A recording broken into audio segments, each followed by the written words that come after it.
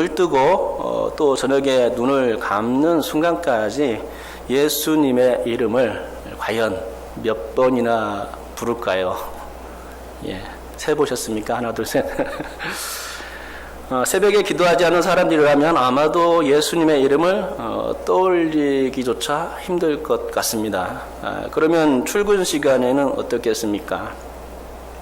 출근 시간에 예수님의 이름을 부르면서 출근하시는 분이 계십니까?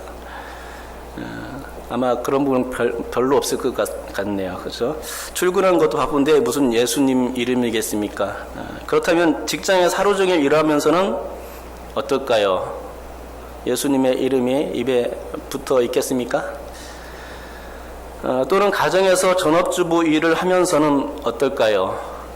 예수님의 이름을 많이 부르게 됩니까? 신앙의 여하에 따라서 조금씩은 다를 수가 있고 또 천지차이일 수도 있습니다.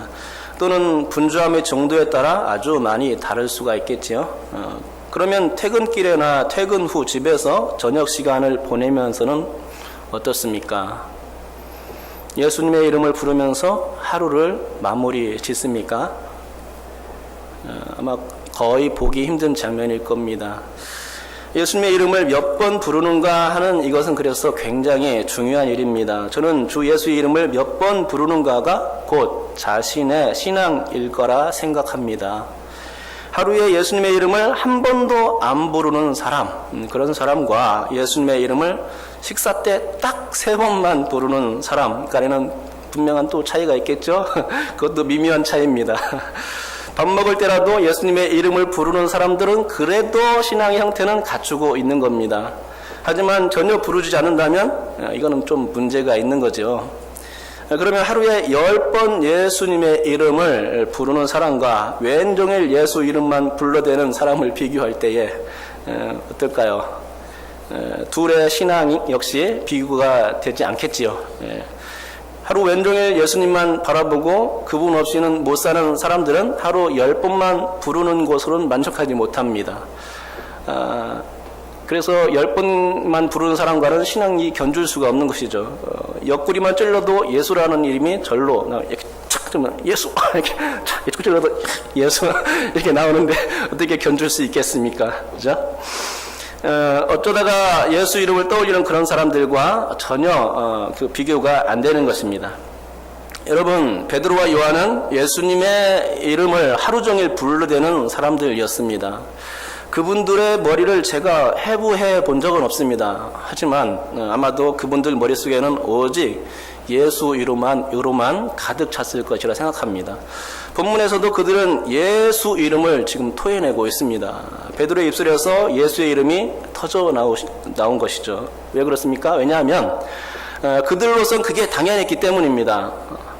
오직 머릿속에는 예수밖에 없었고 입술로 나오는 소리는 오직 예수밖에 없었습니다. 나오는 것 또한 예수, 생각하는 것도 예수, 행동하는 것도 예수였죠. 오직 예수밖에 없었습니다. 너희들은 예수로 밥 먹고 사냐? 라고 누군가 이렇게 질문한다면 정말로 베드로에게 그렇게 물었다면 베드로는 그렇다고 정말로 말했을 것입니다. 예수로 밥 먹는 존재, 예수로 밥 먹고 사는 존재, 그런 존재가 바로 베드로였습니다. 그러니까 그에겐 오직 생각나는 게 예수 이름밖에 없었다는 것입니다. 그래서 베드로가 예수 이름을 꺼내 든 거는 오늘 본문에서 아주 당연한 일입니다. 우리 다 같이 본문 6절을 한번 읽어보도록 하겠습니다. 6절을 읽겠습니다. 시작. 베드로가 이르되 은과 금은 내게 없거니와 내게 있는 이것을 내게 주노니 나사렛 예수 그리스도의 이름으로 일어나 걸으라 하고. 아멘. 예수 이름이 나옵니다. 베드로가 지금 뭐라고 말씀했습니까? 베드로는 나면서부터 안등뱅이로 태어난 그 비렁뱅이에게 이렇게 말합니다. 너 예수 이름 들어봤어? 이렇게 이제 물어보는 거죠. 실제로는 그렇게 안 물어봤습니다. 제가 보기엔 정말로 베드로가 이렇게 얘기한 것 같습니다. 너 예수 이름 들어봤어? 너 예수 이름이 얼마나 귀한지 알아? 그분 알아? 그분이 얼마나 능력 있는지 알아? 라고 얘기하는 것 같았습니다. 그리고 이 예수 이름이 계속 시간만 있었다면 줄줄이 나왔을 것 같습니다. 얼마든지 예수님이 귀한 분이라는 것을 마구 소개했을 것 같습니다. 하지만 베드로의 말은 그게 아니었죠. 아주 단순했습니다. 나사렛 예수 그리스도의 이름으로 일어나 걸으라 라는 말이 전부였습니다. 아니 이 말 앞에 붙는 수식어가 있기는 했습니다.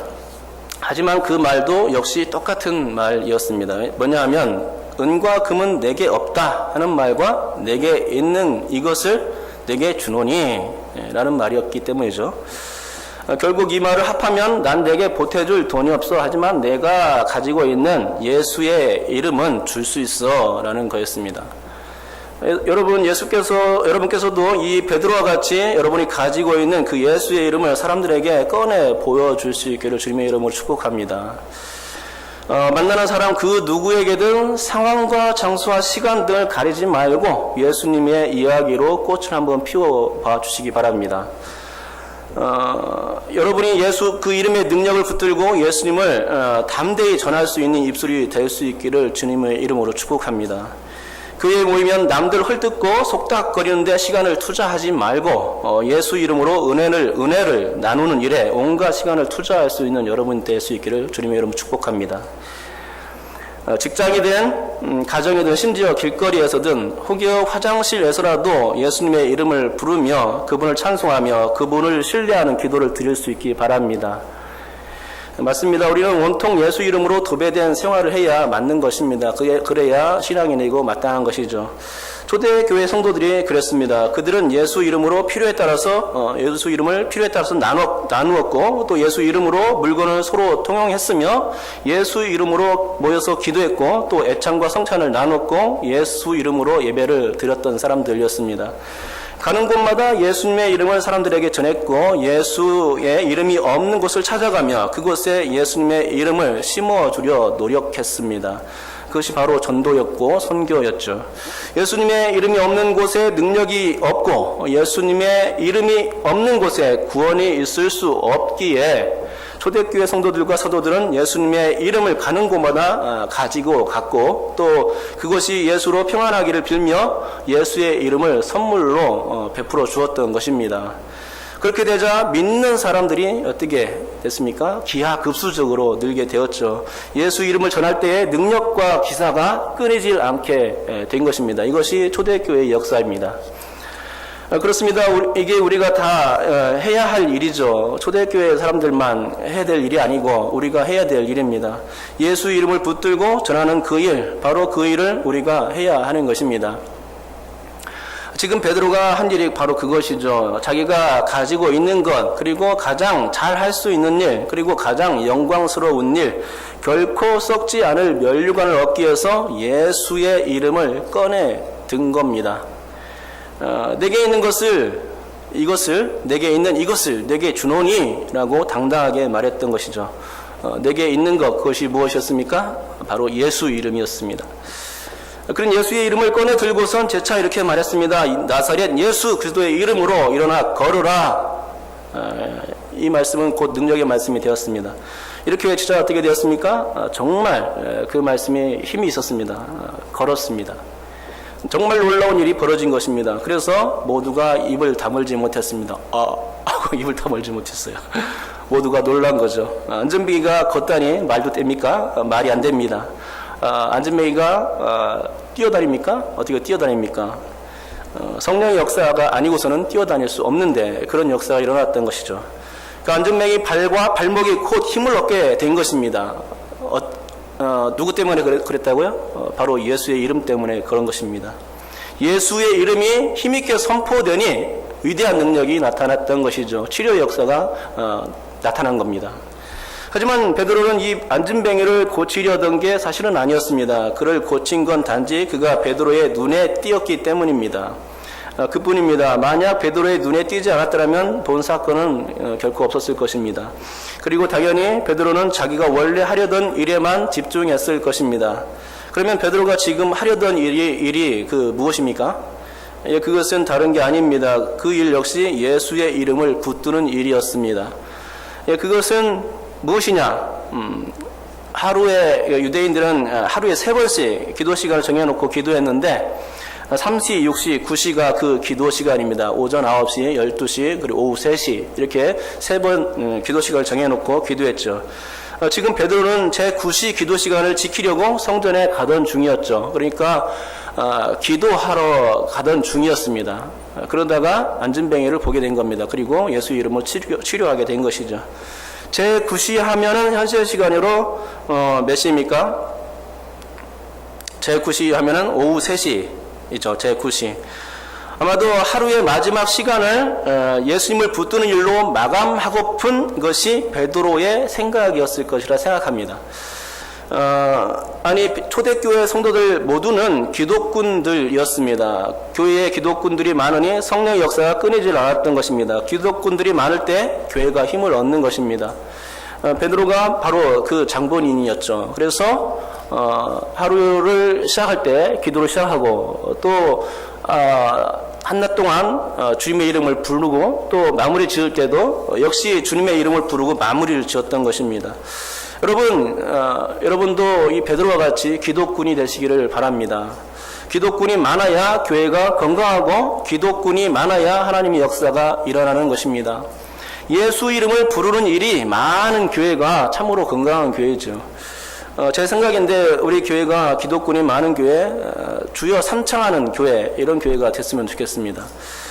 주님을 3번 부르는 것이 어디에서 나왔는지 혹시 아십니까? 가만히 생각해 보면 2가지가 짬뽕된 것 같습니다. 생각해 보신 적 있는지 모르겠습니다. 하나는 만세 삼창, 만세 삼창이죠. 예, 만세 삼창에서 하나 따온 거예요. 그리고 그래서 이제 주요 삼창이 된 거죠. 또 이렇게 3번을 부른다는 것은 이게 삼위일체이죠. 삼위일체에서 성부께 한번 영광 돌리고 성자께 한번 영광 돌리고 성령께 한번 영광 돌리는 겁니다. 그래서 3번입니다. 주여. 잘 맞는지 모르겠어요. 아무튼 이렇게 주여 삼창이죠. 우리나라 사람들이 즐겨 부르는 합심 기도의 형태입니다. 주여를 이렇게 3번 외치면 웬일인지 어떻습니까? 그 힘이 납니다. 그리고 주여 3번 부름으로써 뜨겁게 기도할 수 있는 분위기가 조성되죠. 그만큼 우리 한국 사람들은 이 주여 삼창에 익숙해져 있고 주여 삼창만 더 하면 물불 가리지 않고 입을 벌려댑니다. 주님의 이름을 불러대는 것이죠. 우리 교회 성도님들도 이렇게 주여 삼창을 좋아하는 성도님들이 다 됐으면 좋겠습니다. 그래서 기도한 만큼 축복을 많이 받는 성도님 되었으면 좋겠습니다. 기도로 달구어지는 교회가 되기를 소망하는 것이죠. 주님을 부르는 그 기도 소리가 항상 교회를 채워지게 하고 또 사라지지 않게 해야 하는 줄 믿습니다. 항상 기도로서 불침벌을 세우는 교회가 되었으면 좋겠습니다.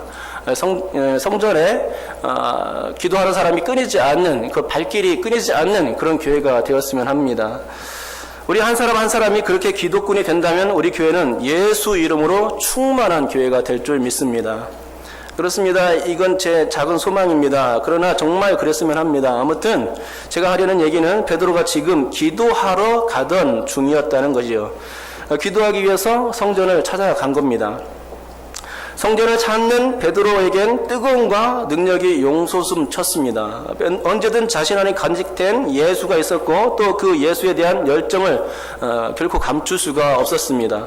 그래서 그는 거린이었던 안진뱅이를 보면서도 대뜸 예수 생각을 하게 된 거죠. 그래서 예수 생각을 하고 나서 곧장 예수 이름을 꺼내든 것입니다. 그러나 베드로는 지금 예수의 이름을 욕되게 하려고 그분의 이름을 꺼내든 게 아닙니다. 예수의 이름이 부끄러워서 감추려던 것도 아니었죠. 베드로에겐 예수 그 이름이 너무나도 놀랍고 위대한 이름이었기 때문에 그래서 예수 이름을 선포하게 된 것입니다. 여러분, 예수님의 이름이 부끄럽습니까? 그래서 사람들에게 이렇게 이야기할 때 신앙 이야기는 꼬불쳐두고 감춰두고 예수의 이름과 또 신앙의 이야기를 하지 않습니까? 부끄럽기 때문일 것입니다.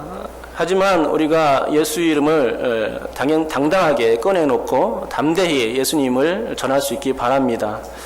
그러면 주님께서도 기뻐하시겠지요. 요즘은 성경을 들고 다니지 않는 분들이 점점 많아지는데 그것은 간편성 때문인 것 같습니다. 스마트폰에 앱만 깔면 아주 편리하게 사용할 수 있기 때문에 무거운 성경책을 들고 다닐 필요가 없는 시대가 되어버렸습니다. 불편한 성경책이 되어버린 것입니다. 그래서 성경책은 집에 꺼불쳐 놓든가 아니면은 그 교회에 있는 거로 사용합니다. 성경책이 도외시되는 거죠. 그래서 성경책을 안 들고 다니는 그런 간편성의 시대에 살고 있는 것입니다. 가만히 그런데 성경책을 안 들고 다니는 것을 그 이유를 생각해 보면은 조금 부끄러운 이유도 있는 것 같습니다. 교회 다니는 것이 부끄럽기 때문에 이런 수식어도 있을 것 같다는 생각이 들어요. 부끄러우니까 부끄러움의 그 모든 것을 다 고스란히 어디에 담느냐? 스마트폰에 담아내는 것입니다. 그러나 우리가 생각할 것은 성경책을 부끄러워할 게 아닙니다. 그것은 어떻게 보면은 예수님을 부끄러워하는 것이 아닐까라는 생각을 한번 가져보게 되는 것입니다. 예수님의 이름이 부끄러우니까 예수님을 전하지도 못하고 또 교회에 다니는 그것도 역시 부끄러우니까 스마트폰에 예수님을 이제 감추어 버리는 것입니다. 저는 그건 아니라고 생각합니다. 물론 부끄러워서가 아니라고 말할 수도 있겠습니다. 하지만 성경책을 한번 들고 다녀 보십시오. 그러면 내가 예수님을 믿고 있구나 하는 생각이 절로 들 것입니다. 내가 교회 다니는 사람이구나, 내가 신앙인이구나 하는 생각을 절절로 들게 된다는 것이죠. 또 내가 예수님을 전하고 그분의 이름을 알리는 사람이어야 하는구나, 성경책을 들고 다니면서 그것을 깨닫게 되는 것입니다. 성경책을 들고 다녀보세요. 그러면 달라질 것입니다. 정말 그렇습니다. 예수님의 이름을 자신의 마음속에 감추어 놓거나 스마트폰에 숨겨두어서는 안 될 일입니다. 그리스도인들은 예수님의 이름으로 충만해야 하고 또 그렇게 예수 이름으로 충만되었으니 터질 듯한 그 충만함 가운데 예수의 이름을 입술로 분수같이 분출해내야 하는 것이 맞습니다. 그게 뜨겁고 올바른 신앙생활이겠지요. 마땅한 겁니다. 우리가 믿는 예수가 결코 부끄러운 분이 아니라는 사실입니다. 그러니까 드러내놓고 성경책도 들고 다니고 예수 이름도 증거해야 됩니다. 예수님은 이 세상 사람들이 정말 사모해야 할 아주 존귀한 이름이라는 것이죠. 우리는 그 사실을 알아야 합니다. 그걸 모르면 겉보리 신자에 지나지 않게 됩니다. 아니, 시계추 신자에 지나지 않게 됩니다. 시계추가 어떻게 왔다 갔다 합니까? 이렇게 왔다 갔다 하죠. 아무 이유도 없이. 그런데 그렇게 왔다 갔다 하면은 시계판을 움직이긴 합니다. 그렇지만은 그거를 좋은 의미로 해석하지는 않죠. 우리 말할 때 교회만 왔다 갔다 하는 그런 생각 없이 왔다 갔다 한다 이렇게 생각하지 않습니까? 그렇습니다. 시계추처럼 그와 같습니다. 우리가 예수 이름을 감추두고 생활한다면 그것은 시계추와 같은 것입니다. 아무 의미도 없이 시간만 허비하는 그런 존재가 되는 것이죠. 그러면 왜 예수님의 이름이 그토록 중요할까요? 그것은 오늘 고침받은 병인을 통해서 확인될 수 있습니다. 베드로의 일어나 걸으라 하는 이 말에 고침을 받은 그 사람은 구걸을 하는 일을 업으로 삼고 있던 사람이었습니다. 당시에는 요즘처럼 지식산업이나 서비스 산업이라는 게 없던 시절이었습니다. 그러기에 오직 팔, 다리로서만 노동을 해서 벌어서 먹고 사는 게 직업의 대부분이었습니다. 대부분의 직업이 농업이나 목축업 아니면 상업이었다는 것입니다. 그러기에 팔다리가 시원치 않으면 누가 고용하는 사람도 없거니와 또 스스로도 그런 일을 하기에는 역부족이었습니다. 당연히 사회성이 결여될 수밖에 없었습니다. 뿐만 아니라 종교적으로도 몸에 흠이 있으면 어떻게 됩니까? 성전에 들어갈 수가 없는 것입니다. 그래서 사람들이 왕래가 잦은 성전 입구 쪽에 미문 앞에서 이 안전뱅이가 구걸했던 것입니다. 미문까지는 갈 수 있었기 때문에 그랬던 것이죠. 그러나 성전 미문을 통과해서 들어갈 수는 없었습니다. 자신은 성전에 들어가지 못하지만 성전에 들어가는 사람들을 통해서 구걸은 할 수 있었기 때문에 그곳에 앉아서 구걸을 하며 생활했던 것입니다. 또한 나면서부터 다리를 사용할 수가 없었으니 신체적으로도 불구였을 뿐만 아니라 근 40년 동안을 그렇게 구걸하며 생활했으니 정신적으로도 어떻게 되겠습니까? 아주 상당히 피폐했던 것입니다. 그는 어디로 보거나 온전한 데가 하나도 없는 그런 사람이었던 것이죠. 그런데 이럴 땐 그가 어떻게 변했는지 한번 살펴보겠습니다. 우선 그는 육체의 불구와 정신적 피폐함에서 벗어나게 됩니다. 나사렛 예수의 이름이 자신 안에 들어오니 이제 모든 게 변해버렸습니다. 안진병이었던 그는 성령의 능력으로 이제 치료함을 받았다는 것이죠. 그래서 1차적으로는 너무나 신이 난 겁니다. 정신적으로 업그레이드 된 겁니다. 40년 동안을 구걸하던 사람이 무슨 소망이 있었겠습니까? 아무런 소망이 없었습니다. 그렇게 사는 것이 천명일련이 당연하려니 그렇게 생각하고 그것을 따를 뿐이었고, 그가 가진 기쁨이란 오직 사람들이 주는 물질로서 땡그랑 소리에 기쁨을 만끽하는 그런 정도의 삶이었습니다. 그뿐입니다. 거기다가 매일같이 자신을 동량의 자리에 옮겨다주는 사람들의 도움을 받게 되니 이 또한 매우 불편하고 서로 간의 고통거리였습니다. 삶이 너무나 구차했습니다. 죽고 싶을 때가 한두 번이 아니었습니다. 하지만 어찌어찌 잘 참아냈고 지금까지 온 겁니다. 그런데 그런 그가 이제 베드로와 요한을 만나게 된 것이었죠. 그리고 그들 사도들보다 더 귀한 분도 만났습니다. 누굽니까? 바로 예수님이었습니다. 예수라는 이름을 듣자 그의 다리가 치료되기 시작했습니다. 우리 8절을 같이 읽어보겠습니다. 8절 읽겠습니다. 시작.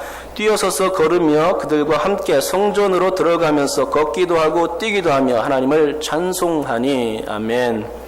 뛰기도 하며 걷기도 했다라는 것입니다. 태어나서 처음 경험했던 일입니다. 뛰고 걷는 것은 자신과는 전혀 상관없는 일이라고 생각하며 그건 남들의 일이야 라고 생각했지만 이제는 아닌 겁니다. 자신이 예수의 이름을 소유하게 되니 이제 육신의 건강을 회복하게 된 것이었습니다. 그리고 이렇게 육신이 정상인과 같이 되자 정신적인 피폐함도 한꺼번에 치료가 되어버렸습니다. 그동안 자신의 불구가 너무나 원망스러웠습니다. 아니, 하늘을 원망하며 살았습니다. 하늘을 원망한다는 것은 하나님을 원망한다는 거였죠. 하지만 이제는 아닙니다. 그는 지금 하나님을 찬송하는 사람이 된 겁니다. 다시 말씀드리자면 그가 지금 걷고 뛰는 그 모습을 보아하니 그의 육신이 고침받은 것은 아주 분명한 것이며, 하나님을 찬송한 것을 보아하니 정신적으로 회복이 되었다는 것을 증명하는 것입니다. 이렇게 육체와 정신이 회복되었습니다. 또 이렇게 회복되었다는 것은 이제 종교적으로도 흠이 없음을 나타내는 것이었습니다. 구약에서는 레위인이나 제사장 계열의 사람들은 몸이 아프거나 이상이 있으면 절대로 성직을 수행할 수 없었습니다. 그리고 제물을 드릴 때에도 흠이 있는 것은 절대로 드릴 수가 없었습니다. 뿐만 아니라 일반인이라 할지라도 몸에 흠이 있으면 이 역시 부정하다 여겼고, 또 문둥이 병자들을 진 밖으로 내보내 살게 했듯이 성전에는 절대로 출입을 못하게 했다는 것이죠. 그러니까 본문의 안진뱅이는 성전 미문까지는 갈 수 있었을 때 미문을 통과해서 성전 안에는 결코 들어가 본 적이 한 번도 없는 그런 사람이었습니다. 그러니까 종교적으로도 소망이 없던 사람이었죠. 영적인 것과는 전혀 거리가 먼 그런 사람이었습니다. 그런데 8절 말씀을 보시기 바랍니다. 그들과 함께 성전에 들어가니 라고 분명히 기록하고 있는 것을 보게 됩니다. 그러니까 이제 이 사람은 종교적으로도 당당한 사람이 된 것입니다. 흠이 없는 사람, 성전에 들어가서 기도할 수 있는 자격이 된 사람, 그런 사람이 된 거죠. 이제 떳떳하게 하나님을 만날 수 있게 된 겁니다. 성전에 들어가서 다른 사람들, 건강한 사람들이 들어갔던 그 성전, 자기도 이제 건강을 되찾았으니 흠이 없게 되었고 당연히 당당하게 그 성전에 들어가서 기도할 수 있게 된 것입니다. 예수 이름을 이제 마음껏 부를 수 있는 위치가 된 것이죠. 하나님을 마음껏 찬송할 수 있는 위치가 된 것입니다. 종교적으로도 회복된 것입니다. 셋째로 이 사람은 사회적으로도 성장의 계기가 되었습니다. 팔다리가 온전하지 못한 사람들은 사회활동에 큰 제약을 받던 시절이었지만 이제는 아닌 것입니다. 예수 이름으로 육신이 치료받았으니 남들처럼 똑같이 농사도 지을 수 있게 되었고 목축도 할 수 있는 사람으로 설 수 있게 된 것입니다. 물론 어부의 일도 할 수 있게 되었죠. 얼마나 그게 소원이었겠습니까? 팔다리를 써서 이렇게 남들과 같이 똑같은 일을, 아주 평범한 일이겠지만 그는 그게 소망이었습니다. 그런데 이제 육신이 나왔으니 그게 다 가능하게 된 것입니다. 정말로 해보고 싶었던 이 사회적인 일들, 경제적인 일들, 이제 감당할 수 있는 몸의 상태가 된 것이죠. 다리가 나와서 한번 걸어봤으면 하는 바람이 40년 동안 있었는데, 이제 남들처럼 똑같이 걷고 뛰며 일어나서 활동하고 싶었던 그 모든 소원들이 이루어졌으니, 이게 얼마나 행복하고 즐거운 일입니까? 신이 나는 일입니다. 그런데 예수 이름이 그걸 가능하게 만들었다는 것이죠. 사회 구성원이 한 사람으로서 이제 손색함이 없는 이론이 된 것입니다. 남들 하는 거 다 할 수 있게 된 것이죠. 그러니 참으로 놀라운 것입니다. 본인만 놀라운 것이 아니라 그의 몸이 치료된 것을 지켜본 거기 있던 사람들이 모두 다 놀랐습니다. 그 고침받은 사람이 본래 미문에 앉아서 구걸하던 불구였음을 모르는 사람이 없었습니다. 그런데 이제는 걷고 뛰는 것을 보게 되는 것입니다. 아, 저 사람을 보니 참 신기하구나. 예수 이름이 능력도 있구나 라는 것을 깨닫게 된 것이죠. 그렇습니다. 복음이 들어가는 곳에는 항상 그 사회의 신분이 타파되고 남녀 평등이 이루어지며 문화가 빠르게 발전하고 또 문명률이 퇴치되는 것을 보게 됩니다. 그것이 예수의 이름의 능력입니다. 그래서 그런 일은 역사적으로 그렇게 놀랄 일도 아닙니다. 항상 있어 왔기 때문입니다. 그게 복음의 능력이고 예수님의 능력이고 성령의 능력이죠. 예수 이름이 들어간 곳에서 일어난 당연한 일이었습니다. 이게 다 예수 그 이름이 얼마나 중요한지를 드러내는 일입니다. 하지만 그 무엇보다도 더 중요한 것은 예수라는 그 이름이 자신 안에 들어올 때 그가 구원받게 된다는 사실입니다. 이것만큼 큰 것은 없을 것입니다. 이건 눈에 보이지도 않는 일이고 또 증명할 수도 없는 일이지만 사실 그것만큼 중요한 게 또 어디 있습니까? 사람들은 본문과 같이 눈으로 보이는 일만 믿고 또 그런 기사와 그런 기적들을 보면서 크다 그렇게 여기겠지만 실상 중요한 것은 그 사람 마음 가운데 복음이 심어지는 일이죠. 예수가 심어져야 하는 겁니다. 그게 가장 중요한 일입니다. 인생에서 그것만큼 중요한 일도 없죠. 예수님이 그 사람의 마음 가운데 심어져야 구원받고 또 하나님의 나라가 그에게 임할 수 있게 되는 것입니다.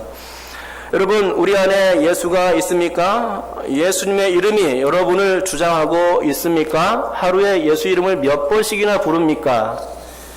예수 이름이 충만하고 그분의 그 이름을 분출해야 할 만큼 모든 생각이 예수로만 사로잡혀 있습니까? 우리는 예수 이름을 힘입어서 사는 사람들 아닙니까? 예수 이름이 입에 붙어 있어야 됩니다. 때문에 우리 모든 삶은 예수께 붙잡혀야 됩니다. 본문에서는 특히 예수 이름을 나사렛으로 한정해서 얘기하고 있는데 그 이유도 아주 분명합니다. 나사렛은 아무도 알아주지 않는 동네입니다. 거기서 선지자가 날 수 없다고 사람들은 믿어왔습니다. 그런데 그와 같은 동네에서 선지자보다 더 큰 그리스도 메시아가 난 것입니다. 아무도 믿기 어려운 사실이었고 그래서 나사렛 예수를 냉대했습니다. 급기야는 십자가에 못 박아 죽였죠. 왜? 나사렛 출신이기 때문에 그렇습니다. 너무나 그 하등한 동네, 관심 갖지도 않아도 될 그런 동네에서 태어났기 때문에, 못난 동네에서 태어났기 때문에, 못난 집안 출신이기 때문에 그래서 하대했죠. 결국은 눈총을 받아서 미움을 받아서 십자가에 못 박혀 죽게 된 것입니다. 그런데 그게 실수였습니다. 그 나사렛 출신 예수가 메시아였던 것입니다.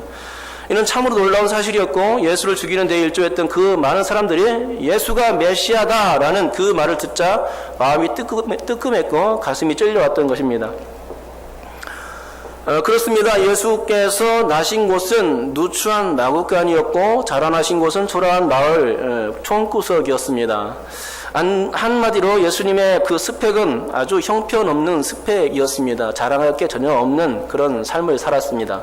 오늘 본문에 나타나는 안진뱅이의 초라한 모습과도 같았습니다. 예수님의 모습이 아주 그랬습니다. 날개 없는 천사와 같다고나 할까요? 그렇습니다. 예수님은 이 땅에 초라한 육체로 오셨고 또 오셔서 인간들의 그 모든 아픔을 다 경험하며 살았습니다. 그런 경험을 하지 말아야 할 하나님의 아들이 그런 경험을 했다는 것이죠. 하나님이신 그분이 육체가 되어서 겪으신 그 모든 인생고 그 고난과 고통 그리고 그 죽음, 그런데 사실은 이 모든 게 불쌍한 인생들을 그리고 누추한 인생들을 건져내시기 위한 그분의 구원의 여정이었던 것입니다. 죄 없으신 예수님이 인간의 몸을 입고서 초라한 삶을 사신 것, 그것은 바로 우리같이 초라한 사람들을, 불쌍한 사람들을 구원해내시기 위한 행보였던 것이죠. 죄 없으신 예수님이 인간의 몸을 입고서 초라하신 삶을 사신 것은 그것만이 구원을 줄 수 있는 유일한 방편이었기 때문입니다. 우리 주님이 본문의 안전뱅이와 같은 말년에는 더 기가 막히고 말로 다 할 수 없는 역경을 견디셔야만 했던 이유, 십자가의 고난과 죽음을 견디셔야만 했던 이유는 단지 이 땅에 죽어가는 영혼들을 살려내시기 위한 그분만의 처절하고도 아낌없는 사랑 때문이었던 것입니다. 그러니 예수님의 그 이름만큼 뛰어난 이름이 과연 어디에 있을까요? 없습니다. 세상에 구원을 주시는 예수님의 그 이름만큼 고귀한 이름은 없습니다. 그분은 우둔한 입술을 가진 인간이 다 표현해낼 수 없는 분이죠. 그렇습니다. 우리는 오늘 본문에 나온 고침받은 거린 안전뱅이를 통해서 우리 주님과 그분의 이름의 위대성을 접하게 됩니다. 무엇입니까? 오늘 본문의 안전뱅이처럼 예수라는 이름을 소유할 때 삶이 바뀌고 소망으로 가득 차게 된다는 사실입니다. 무엇보다도 구원을 받게 됩니다. 이 땅에서 소망이 없이 살다가 저 세상에서 지옥 구경을 해야 할 운명이라면 얼마나 슬픈 일입니까? 정말 이 땅에서 구차하게 살았는데 저 세상 가서도 지옥불 속에 던져진다면 얼마나 안타깝고 또 안타깝고 안타까운 일입니까? 그러나 예수님을 믿는 자들에겐 그런 일이 절대로 벌어지지 않습니다. 예수님의 이름을 소유한 자들에게는 밝고 빛난 아름다운 천국만이, 기쁘고 행복한 천국만이 우리를 기다리고 있는 것이죠. 그곳에서는 이 땅에서의 모든 슬픔과 고통이 사라지고 오직 기쁨과 즐거움만 넘칩니다. 이게 다 우리 주님의 말할 수 없는 공로 때문에 생긴 선물입니다. 오늘 예수님의 이름, 그것도 나사렛 예수에 대해서 살펴보았는데요. 예수께서 천대받는 나사렛 예수가 되신 것은 바로 우리 때문이었습니다. 곧 나와 같이 천대받는 사람도 예수께서 구원해 주실 수 있음을 자신의 삶을 통해서 보여주신 것입니다. 사람들이 선하게 여겨 끝내 그분을 죽였으나 그분은 하나님이 살리셨고 높이셨던 것입니다.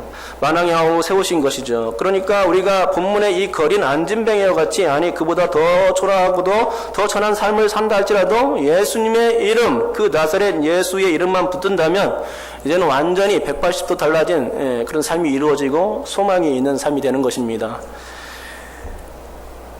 예수 이름을 붙들면 이제 베드로처럼 당당해질 수 있고 또 예수로 충만하며 예수의 이름을 전하는 위대한 주님의 용사도 될 수 있습니다.